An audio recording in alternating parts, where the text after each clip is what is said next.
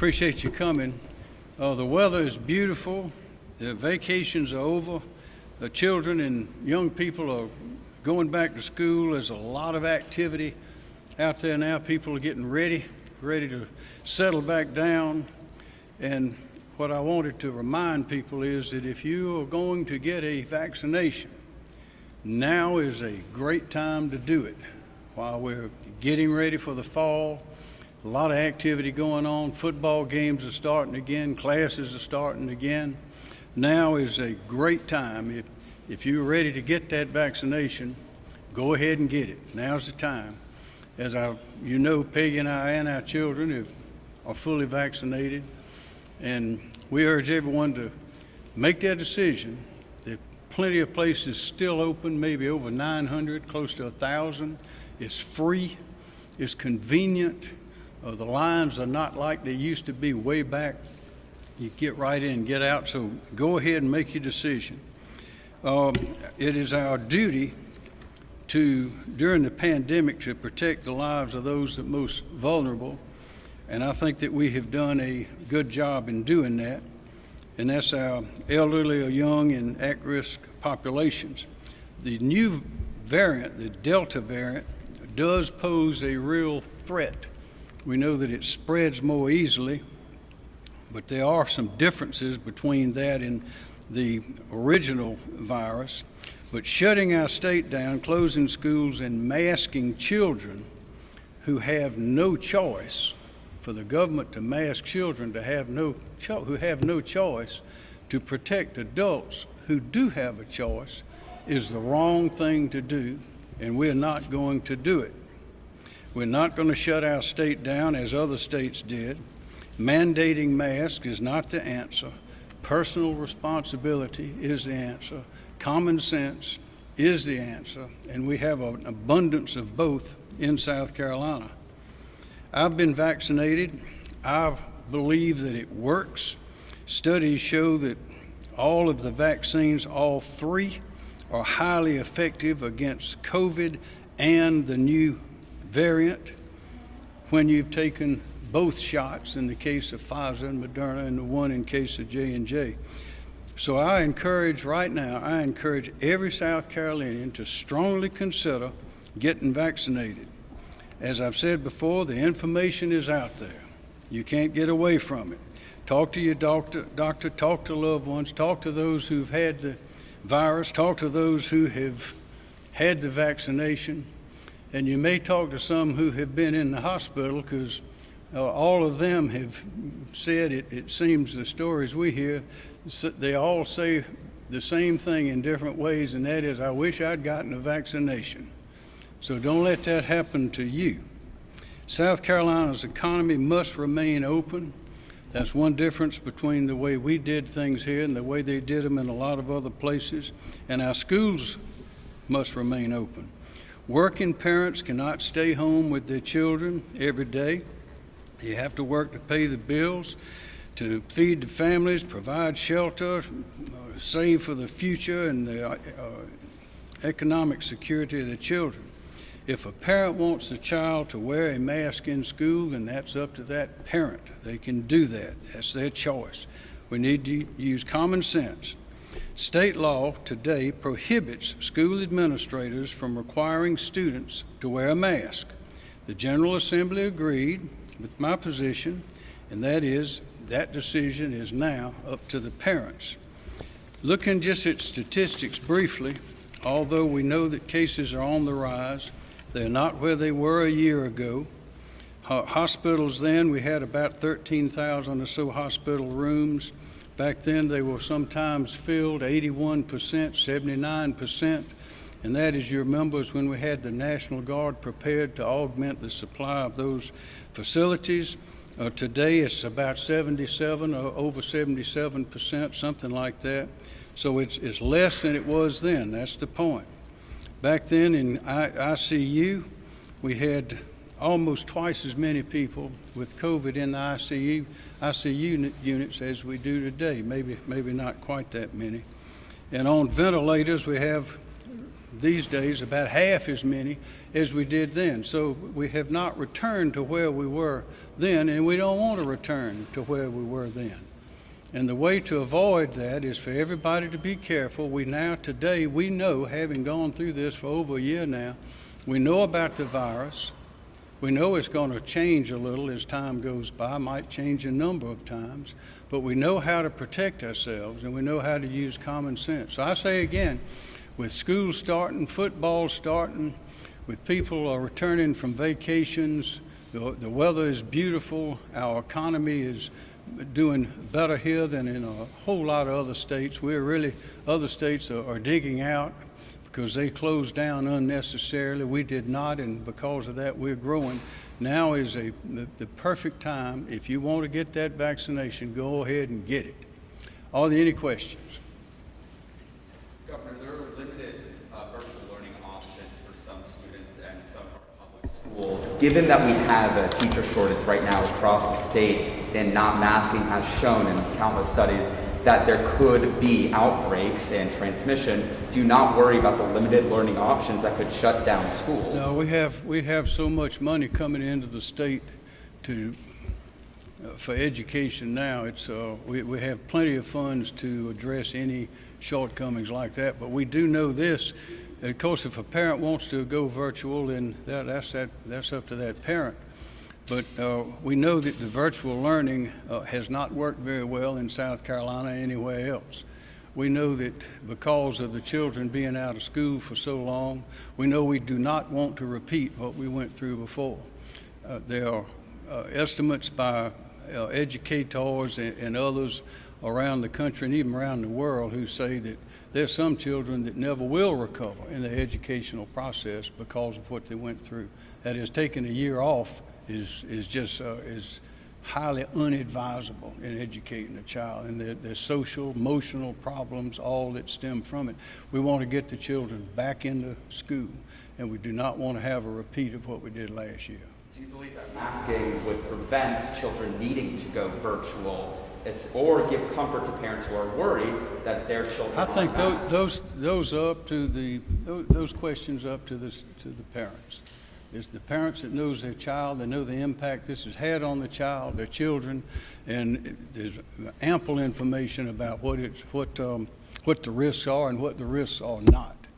And we, by state law, we are not going to have mask mandates in the public schools. You mentioned hospital capacity. There are some hospitals, especially metro hospitals, that are now starting to feel the strain again. Are you prepared to do anything similar to what you did in the past? The numbers, the general numbers are down from what they were before. The numbers last year did not reach what the worst case scenario, which we were prepared for, but it never arrived. And that's because we handled it well, and we'll do it again this time. I mean, but just that, are you planning to do anything on hospital capacity right now? We do what is necessary to protect the people of South Carolina, but at this point, it's clear it's not like it was last year. We know how to handle the virus now. It's a completely different situation. Yes, sir. You're talking about the seriousness of the Delta variant. But why aren't you doing this press conference along with officials from DHEC, other health officials? Why what? Why aren't you doing this press conference along with DHEC officials? Well, the information I'm giving you has just come off the press this morning from the DHEC officials. On that, DHEC has said that in order to protect children younger than 12, as you were saying, of course, masking would help, as we're not doing masking in indoor settings with little social distancing at schools. Yeah, masking would help, but so would keeping them home. So would keeping them in their bedroom and not sending them to school at all. That's not necessary, and there are negative consequences that come from all of that. There's a way to make our way through this without activating all the negative consequences that we saw last year. Governor, what are those negative consequences of having children and the adults wear masks if it's going to stop the children from transmitting it to other children and also to you may adults? have read about the teachers and educators and professionals in that area say that it's difficult to communicate with a young child who's wearing a mask. They can't see the teacher's face. The teacher can't see the children's faces. The children can't see each other's faces. But the question is that necessary to do that, to take that step? And we believe that it is not necessary to take that step, and that's why the legislature passed that law. Yes. Last week, the mayor here in the city tried to enact a mask mandate for schools coming up in the fall. Is that against state law? And if it is against state law, he says that believes the courts will uphold that. Is that not going to happen here? That mandate, I believe, is contrary to state law. I don't know if it will be tested in court, but the state law is crystal clear that state funds are not to be used to enforce a mask mandate, and the very people that were listed as those who would be responsible to enforce the mandate are, of course, paid in whole or part with state funds. State funds infused everything that happens in our public school system. There's no way to get away from it. And whether the masks are provided free or by some other source is irrelevant to the question, because if the enforcement mechanism is present in the school, then that is using state funds to enforce it. That's my view. I think that's the view of the General Assembly, and I would think that would be a view of a court if it were presented to a court. Yes, sir. Governor, local officials, Richland 1 district, have secured masks through other sources like churches and other nonprofits to provide to students and faculty inside schools. What's your take on that, for them to not mandate necessarily to provide these masks from other sources that are not funded by state resources? I think it ought to be up to the parents. If the parents want to have their children have masks, then they can send them to school with them. But again, simply providing the source of the mask is not the question. The question is it being enforced through directly or indirectly with the use of state funds?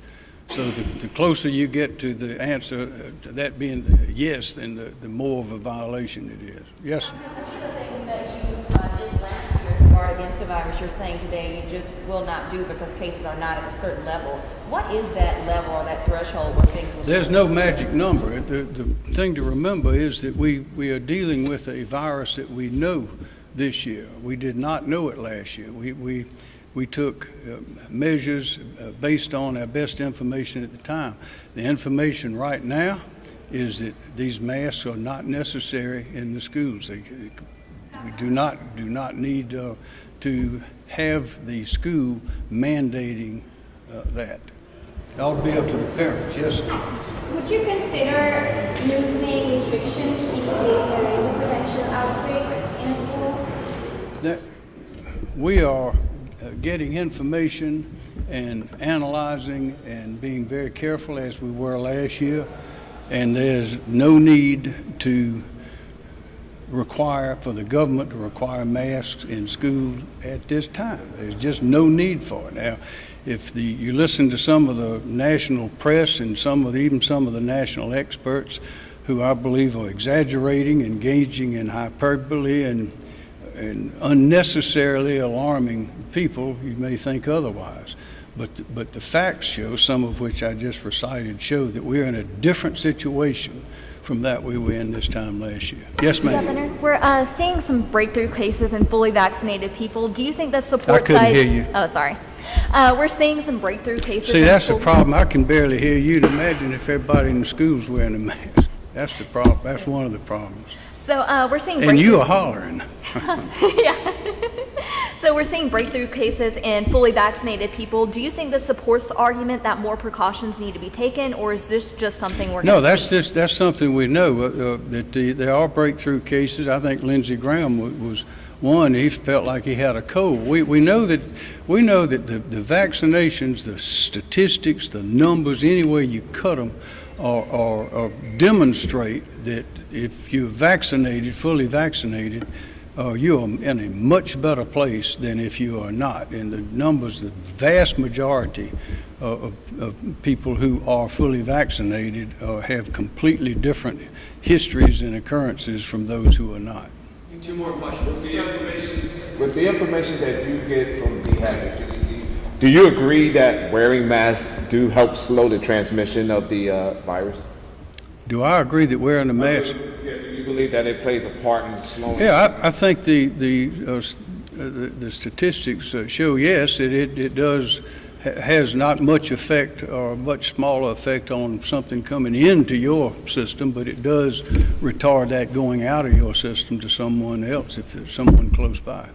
So, Governor, when it comes to DHEC's own guidance, you mentioned the CDC, but DHEC is recommending masks to make back to school safer.